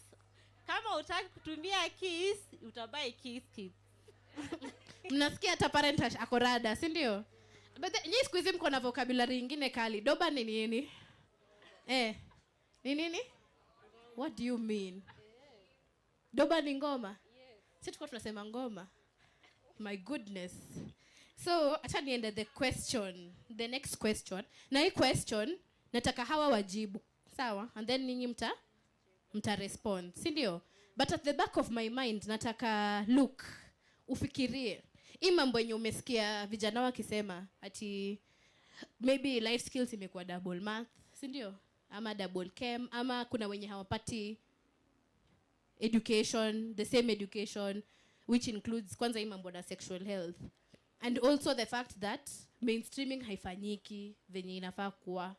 Hebu think about it. Tunaweza fanya nini kama vijana? How can we advocate and reach people like you? Juu wewe nika ushaingia. Wewe nika tutakuchora, si ndio? So tunataka tuchore wengine kama wewe, muongee the same language. Think about it. But students, sasa nataka mniambie, are older generations too strict on matters on sexual reproductive health, or do they provide the guidance that we need? Nasikia tu mtu kusema nambali very strict. Mark, nitafutie Mark. Who wants to mention? No, siogope. It's a safe. We listen but we don't. We listen but we don't. Naona hapa kuna mwingine. Thank you. My name is Moremi from Stare. I want to say that the parents are strict to girl childs, but boy childs most of the time, they are not well guided, so they have to like discover themselves. I agree. Hata mimi sijapigiwa makofi hivyo. Mnipigie makofi. Thank you so much. Wazazi, take note. Sawa? Na pia we want us to tell how do we speak to other parents regarding. Ushaikuwa na brother mimi na mwani stoke na yeye anaambiwa hata ulizwi. Hey. Okay, the next person here.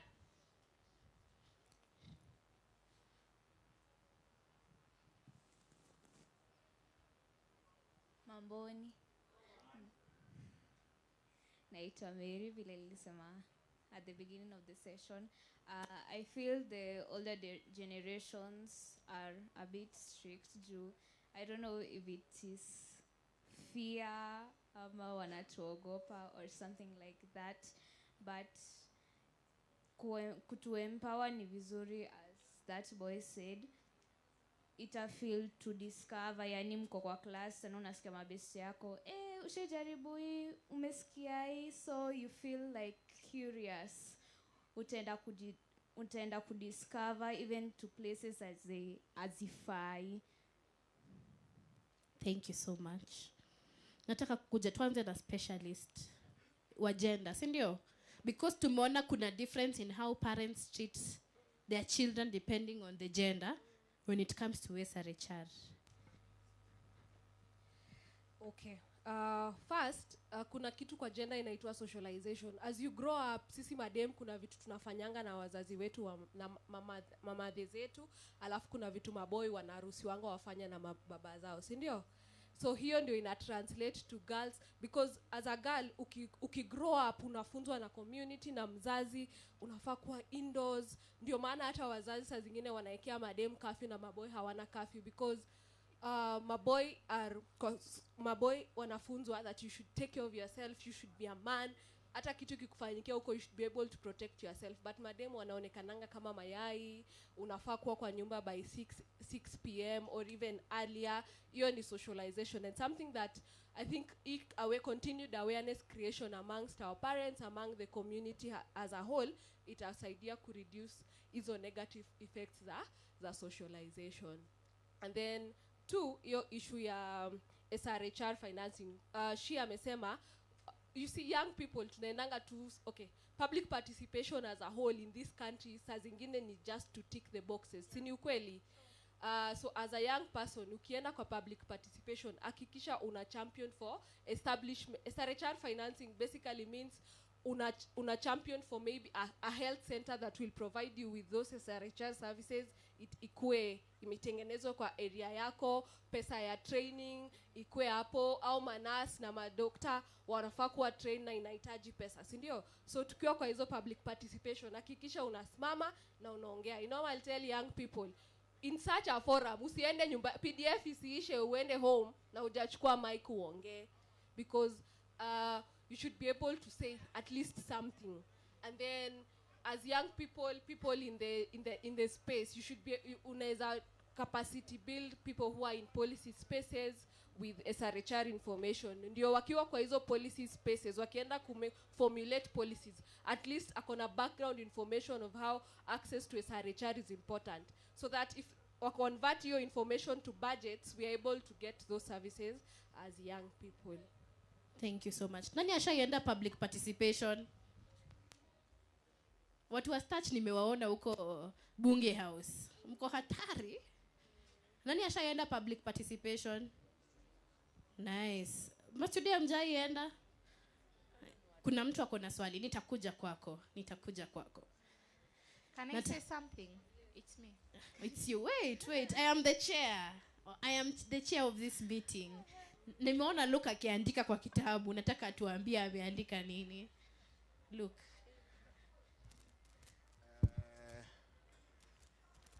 I think it's high time as a community we start having these discussions with our young people. I think it's my daughter is 10 years old, and internet has come to take our youth in another level, and it's one of the biggest challenges and risks that our young people, especially the young girls, face on issues of pornography. And I think my advice will be, I think the conversations need to start all the way from the religious institutions. As we go to church, it's very clear in the book of 1 Corinthians 6:8 that says, flee from sexual immorality. So the conversation needs to start from our churches. From the churches, it needs to go back to home. Before we have dinner, after we've had dinner, it's important as a family we sit down and have this conversation openly, so that our young people can know that it's not something that we can continue hiding anymore. Because most of our young people also, to another extent, they are suffering because, an idle mind is a devil's workshop. So I think it's also very critical and important for both our national governments and the county governments to ensure they create space in terms of talent search, where we can have what the president has been saying, recording studios, ICT centers, basketball courts, football courts, so that our young people can be engaged on activities that can derail themselves from the minds of thinking about sex, so that you can take those energies to something else, which can be converted to your talent promotion, which talent pays at the end of the day. So I think it's a matter of the conversation being driven by the whole community. That is the church, the leaders, the family, and each and every one person is responsible for this conversation. Thank you. Niko na swali nataka kuuliza parents, an icebreaker, si ndio? Mtoto wako akikuja kuambia, you have a teenager, si ndio? They come and tell you, Mom, I have a boyfriend, or Mom, I have a girlfriend. Utamwambia aje? Si hao ndo experts? Si hao ndo kwa hapa? What will you tell them? That's a random question that I've thought of. Okay, like a parent, mtoto wangu akuja aniambia ako na boyfriend, I will not say no. Nitamwambia yes, uko na boyfriend, but be careful. Be careful. Cause if I say don't do sex, obvious now, two students are young phones. They see sex on TikTok, Facebook, and you can't stop it. But what is there is to taught the child to be careful, not do this. This is bad. Wait. Or unamwambia as abstained. I think the question here is how old is the child? It's a teenager. This is 13 years. Tell me to 13 years. Kuna someone who said they have a 13-year-old. Yes, I do. 13. Yes, I think at that point, the most important thing for that child is his education. His or her education. So I think that's the best response, that at that point, education is what matters most. When the kid gets to that right age, and to me, I'll say, you are recognized as an adult when you turn 18 years old. Yeah. We can start having that conversation as a parent with you when I feel like you're 18 years old, you're a person who has already become an adult, and you can have that conversation. But earlier, before than that, I think the priority of any child is education and ensure they have good health and good families to take care of themselves. Okay. Response moja kabla tufunge. Tuko karibu kumaliza. kuna mtu alikuwa anataka kusema kitu hapa, si ndio? And then we'll go na mmeinua wengi mtaka, imebamba ayeya ai hamjibu ayeya. Okay, so twende pale. Tuanzie hapa Lomoka. Ama imeisha? Tuanzie Imeisha. hapa. Okay, tuanzie sawa. Hi everyone. I am not a Gen Z, unfortunately. I just came to sneak into this conversation because I was really curious. So I had 2 questions for Luke and the parent, but the dialogue went on for a while, so I got multiple questions. And I'm a global mental health advocate. I do women's rights, and I do a lot of things with young people and parents as well. Going to the first question that you asked a parent, and she said that it's difficult to work with this generation.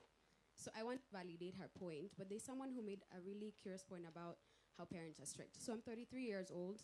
I'm guessing everyone here is a teenager, maybe in high school. And trust me, when I was your age, I also thought my parents was just as strict. So I think we need to also understand generations change from time to time, but the strictness will never end. I went to also the expert with the nice hair bun. Like, you said some really important things about awareness and education. And while I'm in this country, I'm learning. I didn't grow up in Kenya, unfortunately, and I wish I did because there's so much I'm learning. I didn't know about this until Linda here told me about this space. So my question to the parent is, and I have one for the teenagers as well, is as a parent, knowing that you grew up differently, your generation was different, what tools do you need as a parent? Because I realize when I work with parents, because I've done psychology and things like that, parents have to be educated to deal with a newborn because it's a new generation you're dealing with. It's a very different time. The 60s are not the 2025, right? So what are the tools you need as a parent to be able to have these discussions? And Luke, I just want to sort of challenge your answer to the question that Ramaka asked about a teenager coming to ask you. See, what people do and teenagers will always do, the minute you dismiss the conversation as a parent, they'll now start doing it behind your back. So this is my point. Now, may I agree? No, because this is my point. If we knew that as a culture, because someone said, I think the one in the pink, is that pink? You said something about how our culture before the West, we would be able to talk in our culture, correct? And there's that space within mental health. So even young boys or young girls, they deserve honest conversations from a very, very young age. See, luckily, I was very bound in my morals and whatever I believed in. I had a lot of guy friends, and my parents thought that something was wrong with me. But I grew up around men, my guy cousins, my brothers, and my dad. Those were the people I felt safe with. So I think if we also challenge the idea that instead of saying, I'm not gonna tell you to have a boy. You can tell them that they shouldn't have that at this age, but also be honest with them. Why are you telling them not to have that? So my question to you young people is, because this is research from me, I'm being honest, because I'm moving my profits to Kenya. My question, okay, what do you need from your parents or your older brothers and sisters to be able to be honest with us in conversations, whether you're a boy or a girl, so you can be able to feel like you're seen, you're heard, and you're valued, even if you don't agree with your parent, Because also parents, I'm learning that you have to humble yourself a bit to just hear your child. You don't have to agree with your child. A parent is a parent at the end of the day. They don't have to agree with their child, but they have to validate the child's thinking. Because guess what? If you have multiple children, the same. Your firstborn and secondborn, they're never going to be the same people. So I do want to echo that you're valid to say that your parents are strict and they're always going to be strict. That's not going to change. I think I'm going to be strict if I'm a parent just because it's generational. That doesn't end. But how can we learn to ease or be open with each other in striction? So I would like an answer from any of you. But for Luke and Maureen, is it? I don't want to bomb the name. Yes. What you think about that? Because I also feel like wazazi wanahitaji so much help to be able to raise a generation they don't understand. I've come to realize I have to forgive my parents because they didn't understand how to raise me because they didn't understand my generation. But it's a new time. So what tools do you need and what tools do they need? Thank you. Nice. So let's start with Luke.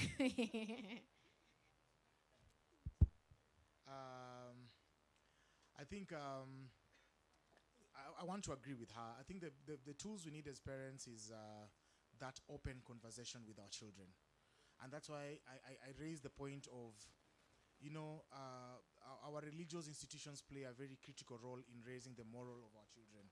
And that's why we have to bring the church, for example, because I speak like that because I'm a Christian, that the conversation has to be brought about in an honest and open manner.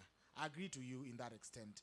But I think also what is important also is to ensure that our county governments, the way my panelists here said, during the budget making processes, can we ensure that in our budgets, in the health budget, now that health is a devolved function, but you know the critical aspect of health in this country is this.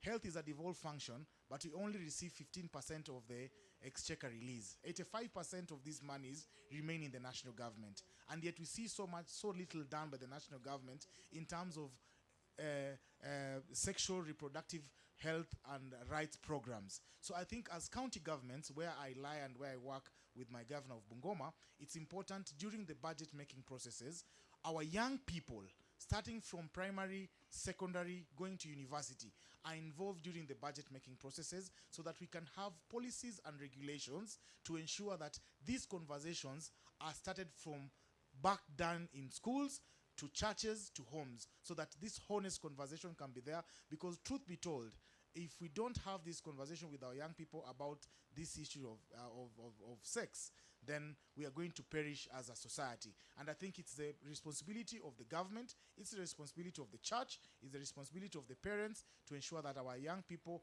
are raised in good morals so that this country can have good children for the future. Thank you. Thank you. Maureen. Thank you. Makofi kidogo. Yes, I support that madam.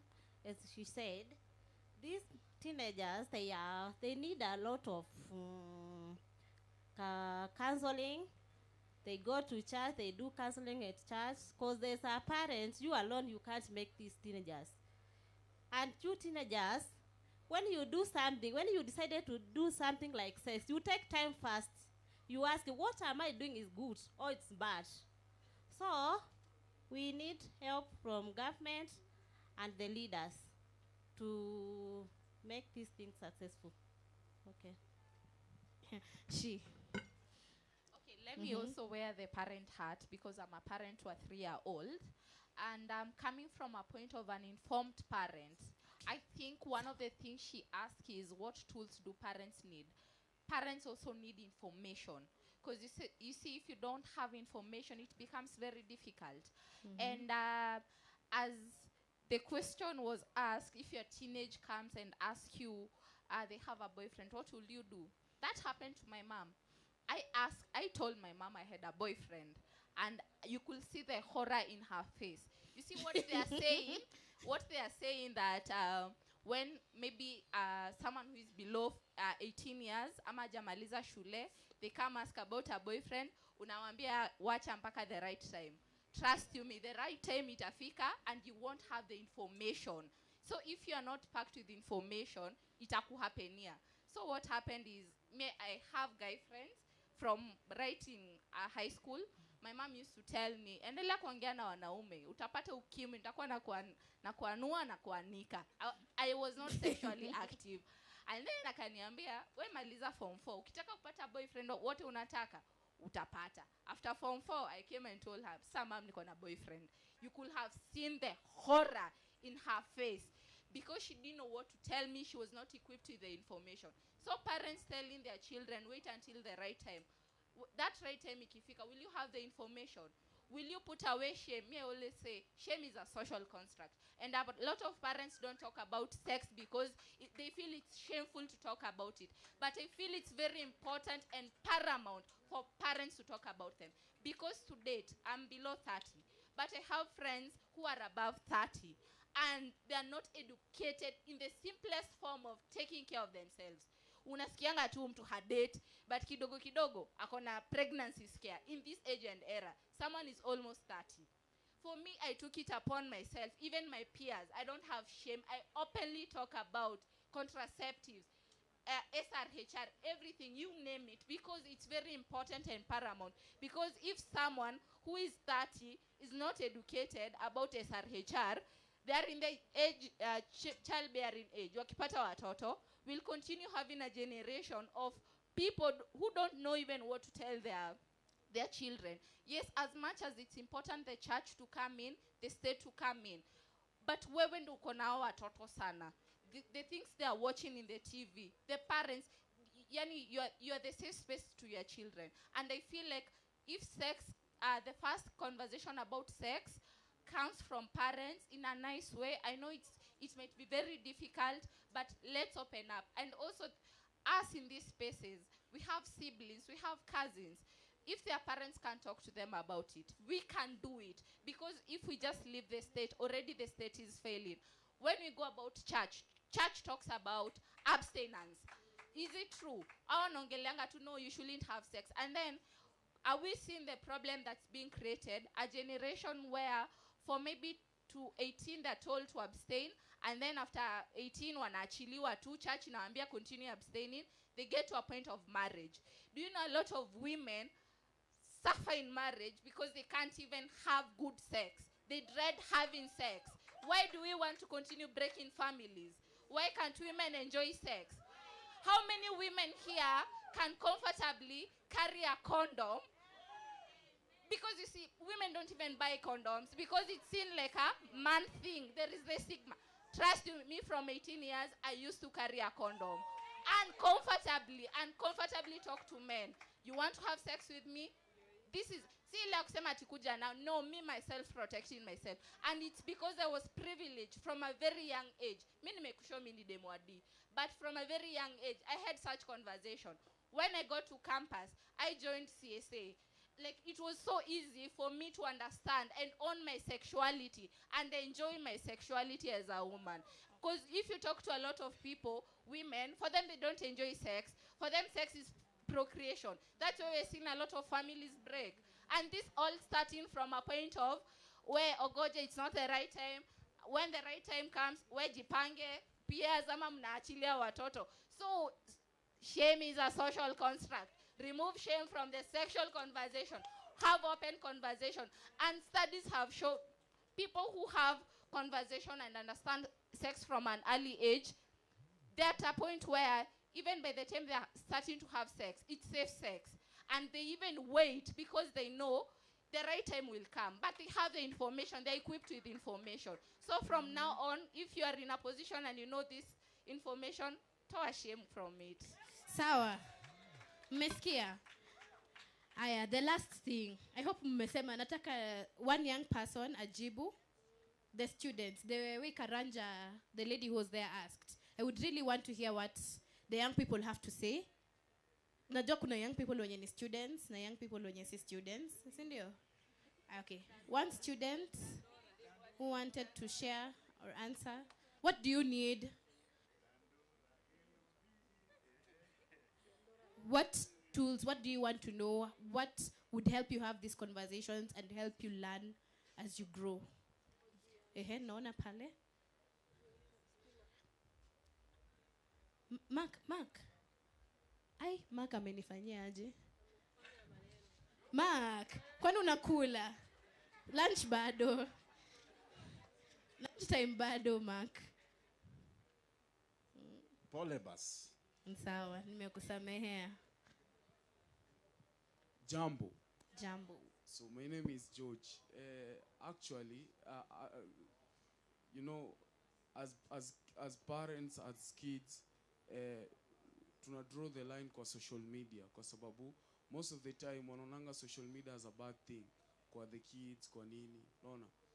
Na the kids wakiharibika ama wafanye kitu mbaya, most of the time siku hizi wako kwa social media even more than their friends time. Unapata mtoto wako ako TikTok more than time yenye ana spend na his friend, unaona? Unapata mtoto ama also parents wako kwa their phones more than time yenye wana spend with their kids, unaona? So for me it's high time first of all ku have these safe spaces kwa social media, unaona? It's high time kama so wanasema seme social media ndio inaharibu our kids, si ndio? But ukienda home, ukienda kazi, uache na your kid na na movie akiwatch. Unaona these kids from the age of 12 ukiona movie zenye wanaona zinashinda hata mtu mwenye ako 35 years. Ni ukweli. So and I'm not for real. Kuliko mna watch movie hatari kudiliko. So unaona, so it's high time to create safe spaces kwa social media where watoto wasikuwe afraid ku maybe have the, so unaona kama mzazi sometimes mzazi anaweza watch kitu na his kids, so tukihave safe spaces mzazi at least basi ukishindwa kumuongelesha weka basi expert akiongea then muone pamoja as a nini as a family, unaona. So temenye atuwezi ongea as a parent, then we can watch. It's also a method of learning, unaona. So doing this at least itakuwa ime create a safe space kwa community, kwa sababu ka parents wezi ongea then wakicreate social media kama nini a safe space, kwa sababu the same social media basi ndo wanasema inawaharibu. Most of the time sahi wana spend kwa social media, basi the same social media basi inafaa educate on this juu most of the time wanalenga. Thank you so much. Thank you. Naona one student, nitachagua nani? Umeongea? Huyu hajaongea. Pia huyu mwenye hajaongea. Acha niongee. Good afternoon, everyone. Good afternoon. My name is Moti from Starehe Boys, and her question, as for how I understood it, was based on the fact of how will I feel listened to by my parents when I go report the example you had given that I have a girlfriend or talk about it. I'm speaking for the teenagers. I as a teenager, I as a 17-year, what am I going to do about it? So basically, the courage that a 17-year-old will have to gather for him to go to a parent and explain to the parent that I have this and this problem is so much for the parent to go dismiss the child. I believe most of us agree with me. That courage should be respected in such a manner that the parent should humble him or herself to such a level that he will listen, she will listen, she will give a detailed answer about it, not just listen, then say no, then say yes, then leave. Basically, you should come, explain why you have made this decision, how will it impact me, and how at the end of it all it will have helped me.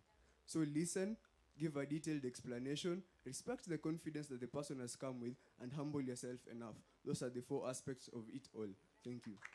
Thank you so much. And me, I'm not an expert. I'm not a teenager. I hope the parents who are here have heard it from teens. Sindio, mamba mindo chair. Sinikuwa nimesema watu wawili. But amesema acha. Ameomba sana. Ameomba sana. Akona kiti na mchongo. Acha tufungie alafu turudi kwa panel wafunge. Okay, habari zenu. Mi pia ni mwanafunzi wa maisha.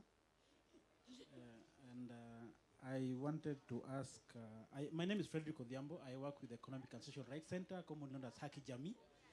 And for the 8 years I've been in geospace, I've been working with adolescents. And that's why I'm here.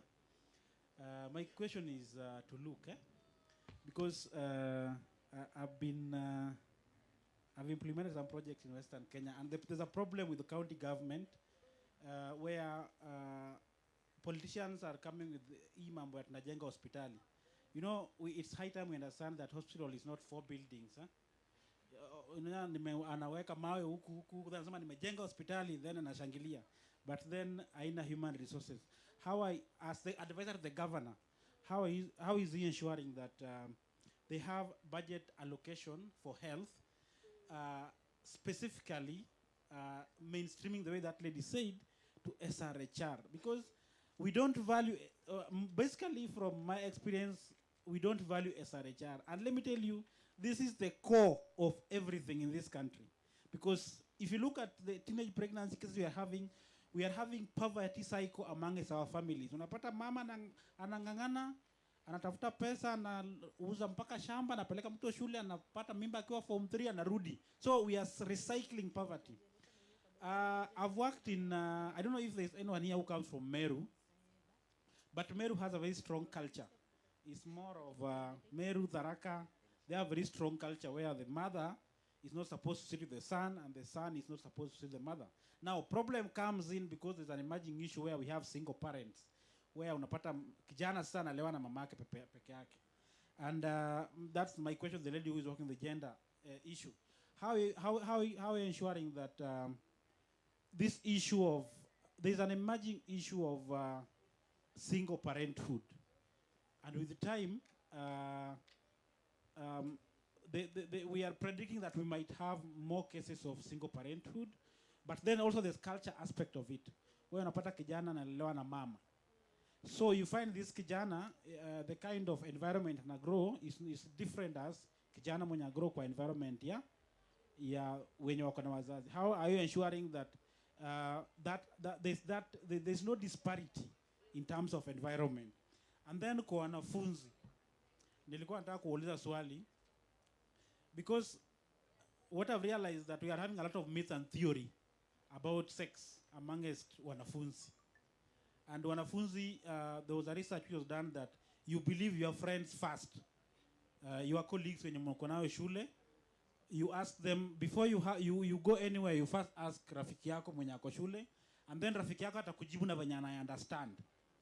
Because I had 7 scenarios where unapata msichana anakuambia mimi nilipata mtoto si kwa sababu nilikuwa nataka, ni kwa sababu rafiki yangu aliniambia if I don't do sex my nini will block night stars tena. So so as wanafunzi, how do you participate? How do you ensure that your friend is safe? How do you ensure, as your brother's keeper, you don't give wrong information kwa rafiki yako, so that we don't have these cases of where mimi nimemesiwa na rafiki yangu? Because ideally, most marafiki ndio wanamesi wengine. If you look at wasichana, ndio wanaambiana, mi kuna place nachonga P2, tuende nikupatie. Hiyo ni shida. Ukifanya sex huwezi pata mimba, kwani uko nyuma aje? And then some of them also they do like they subject their friends to low self esteem. Ile wewe hujaifanya sex, wewe kumbe ni mtoto, wewe ifai kana wewe enda huko, acha wewe ni mtoto sana. So how do you ensure that wewe kama mwanafunzi you make sure that you don't mess your friend? Thank you. So nataka panelists watupatie juma saa nimeambiwa naonyeshwa tu pale 3 minutes. Mkiona nikienda hivi wananiambia wewe time yako imeisha. So nataka our panelists to answer the questions that have come from them and maybe give us a parting shot. Sawa sawa? Tutaanza na She. Thank you so much, one, for organizing such a powerful conversation and a timely conversation. I hope when you go back to school, we'll tell our friends what we learned here. And also to Bwana Luke, I think it's high time for government to start incorporating data when they come up with policy, because I know we say as a country we are Christian, but constitution yetu haisemi we are Christian, we are a Christian nation. But when it comes to policy development, that's when we bring out the religious nini. So let's drop off the religious hats and do data-driven policy so that we can get solution. Thank you. Thank you. Nitaanza na kenye the swali ameuliza. If you're good enough to be a parent of a girl, you're good enough to be a parent of a boy. And what we've spoken, maneno ya artistry, you're a single mother, you cannot parent a boy child. Ndio maana tumeshinda hapa tukisema parents need to get information. Once they get and you see SRHR si ya madem peke yake. SRHR covers everyone, boys, girls, people of different sexual and gender identities. When you're talking about SRHR, si ya madem peke yake. So once as a parent you've gotten the information, the wholesome information, then now you should be able to create a safe space for your children to talk to you about that, but also you should be able to talk to whether a boy, who is your child, or a girl, about how to go about SRHR. As young people also, to sikue ignorant, that is the word I'm going to use, you should also go out there and look for information. Usingoje kila saa upatiwe. there are very many useful information. Yani kuna ma websites, kuna journals, there are sources of information where you can get the right information. Also, ukiwa online, kumbuka pia kuna GBV that is enabled by technology. Have that in mind. Ensure that once you have the right information, you can protect yourself from that. Lastly, I am a huge campaigner of getting contraceptives, whether as a boy, as a girl, just to protect yourself from STIs, HIV, and for the ladies to protect yourself from pregnancy.